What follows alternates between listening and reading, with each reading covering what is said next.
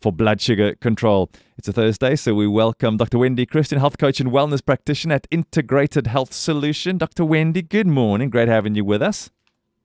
Good morning, Brad. It's lovely to be with you. Good. We should have been speaking about ways to keep warm, the kind of foods we need to keep warm this morning. It really is chilly. It is. I've been on this cortisol train. I've been reading the stuff you've shared with us in the past and looking at my own life a little bit and wondering how are my cortisol levels. If you're wondering what's cortisol and how do I deal with that naturally, make sure to check in on our podcasts and you can find out last week's conversation, Natural Ways to Reduce Cortisol. I just want to touch on one thing before we move on, Dr. Wendy. How can we, in the area of stress, manage our blood pressure? Because I'm thinking if I'm very stressed, my blood pressure is going up. First of all, is that correct? Yes, that is correct. Well, there's a possibility. So not everybody will experience high blood pressure, but it certainly can be a trigger for elevating blood pressure. So we certainly want to be able to manage that. So first of all, we need to be measuring it. So we need to be checking what is our blood pressure actually doing, especially if you're going through stressful times, because it's one of those things that you don't necessarily know about. Many people have elevated blood pressure and are not aware of it. So yeah, checking first of all would be the best way to go about it. You can buy a blood pressure monitor from a pharmacy and you can check it yourself. Otherwise, you can go to a clinic or a doctor and it can be checked for you. I just want to touch on that. Maybe this will be a precursor to a conversation we can also have into the future. But we often ignore checking blood pressure because we can't really tell if it's up or down unless we have it checked. Yes. Yeah, so that's very true. A lot of people don't really realize it. There are certain people that will have symptoms, but you might be a headache sufferer anyway, and you can't differentiate between a blood pressure headache and a normal headache. So there are sometimes telltale signs, but not always. So it is definitely something that we need to be looking at. So what's a good way then in the context of stress how can one manage one's blood pressure if the stress is pushing up that blood pressure?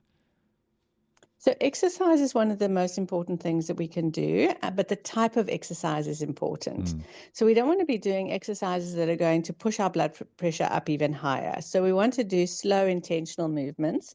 So things like walking, yoga, Tai Chi, anything that's calming for the nervous system, Pilates, all of those kind of exercises that involve breathing and intentional breathing. Those are going to be good for our blood pressure.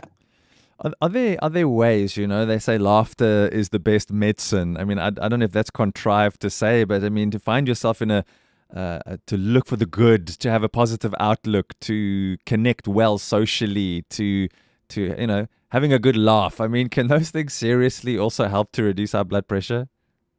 Absolutely. So those are very important because they actually boost the production of nitric oxide, which is a very important element that helps to dilate our blood vessels and keep our blood pressure on the lower side. So all of these type of interactions, apart from the serotonin that gets released and dopamine and all of those good healthy brain chemicals, it plays a very important role in our arteries and our vascular system to keep our blood pressure under control. Is there something that one can eat that will positively affect your nitric oxide levels? Yes, so dark chocolate and beetroot, anything in the beetroot family are good sources of nitric oxide. And as I said earlier, the nitric oxide is also very good for your circulatory system. So if you've got a healthy circulatory system, then you can have a healthy blood pressure. What about particularly now as we head into the winter time? It's cold out there. We're having the how manyth cup of coffee. Is drinking coffee, can that affect your blood pressure? Yes, it can. So caffeine is a stimulant, as is alcohol. So we want to limit the intake of both of those. And yeah, I think in winter we have to be a bit cautious about the amount of coffee that we're consuming because we are, cold. And I think looking for other alternatives for coffee will be better because too much coffee is going to stimulate the nervous system and can spike your blood pressure. One of those things, and with this insert sponsored by Manna Health Products, they actually have a fantastic product that I'm a massive fan of called Manna Brew. which is something you can check out as well. Manna Brew is a caffeine-free coffee alternative, which is something we have at home, which I really enjoy. Wendy, when it comes to our gut health, now that is where and if you're wondering what's the connection between gut health and stress, go and check out part 1 of our stress awareness conversation. You can find that as a podcast. How can we support our digestion and our gut health naturally? What can we do, and how can we eat, and what should we eat to take good care of the gut? Because if we take good care of the gut, that's also going to have a better effect on our mental health. Yes. And if we remember, we spoke about the gut-brain connection, so that's very important. And if we are in a fight or flight mode, our body is not going to necessarily produce the digestive enzymes that we're needing to be able to digest our food. So we want to go into rest and digest. And to do that, we need to be able to eat in a relaxed state. So to get there, if you've had a hectic day and you fly in the door and you gobble your food down in a few gulps, you're not going to really have the benefit of the digestive processes taking place so that food can be digested and the nutrients used up for your body. So we want to get into that relaxed state. So being mindful of what we're doing, what we're eating, smelling our food, looking at our food, breathing in, getting ourselves into that relaxed state, giving your partner a hug or a kiss, being having some playtime with your children before dinner. All of those things will be very helpful. We're coming back to that social aspect as well. Help to bring us into a relaxed state. And if we can do that, it helps our bodies to be able to digest that food a lot better. Also, if we are eating, we need to look at our food. We need to be actually focusing on that plate of food. We shouldn't be watching television or doing some work or doing something that is distracting us from actually registering that food is coming into our bodies. Wow, I never thought that. I mean, I know it's good to sit and rather sit around the table and eat, but this idea of being mindful while eating, that actually improves your digestive state. This is fascinating to me. So we need to be, I guess, more mindful when it comes to enjoying our meals and the people that we get to eat alongside. Yes. And that social aspect is so important. There's so many studies that have been done that show, that it doesn't matter what you're eating, but the relaxed social atmosphere at the dinner table is what really helps for good digestion and good digestive well-being. Dr. Wendy, what about prebiotics and probiotics for gut health and therefore also lending itself to good mental health? Yes, so our gut is very important for our physical and our emotional well-being.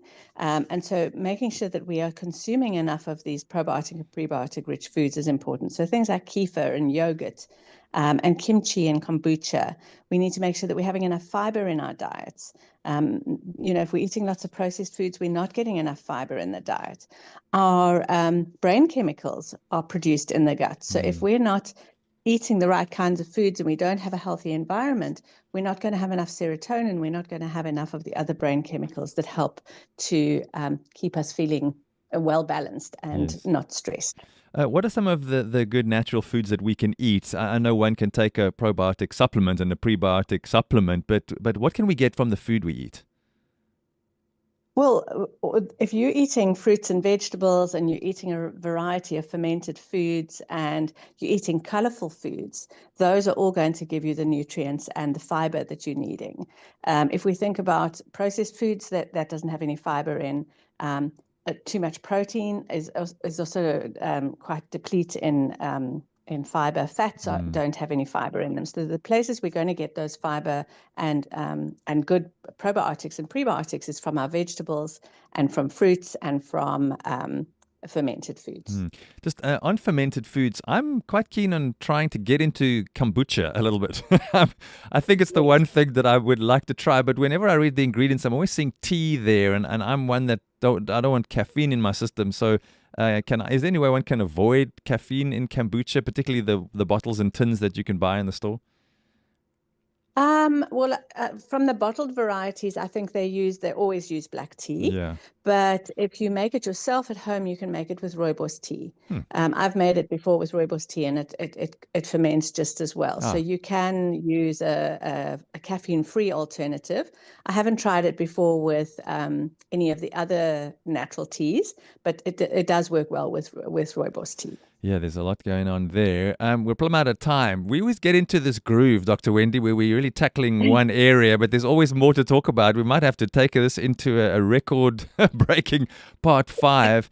So on that, I'll end with this. Are there things that can soothe the digestive tract, things that we can eat or drink or add into our meals or into our routines that can soothe the gut? Yes, so there are probably many. I'll name a few here, but foods like, well, not foods, herbs or spices, whatever you'd like to call this, like ginger work really well.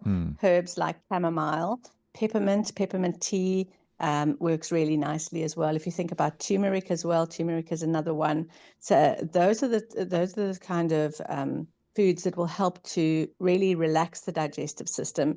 If people have a struggle with indigestion after dinner, having a peppermint tea can be really helpful.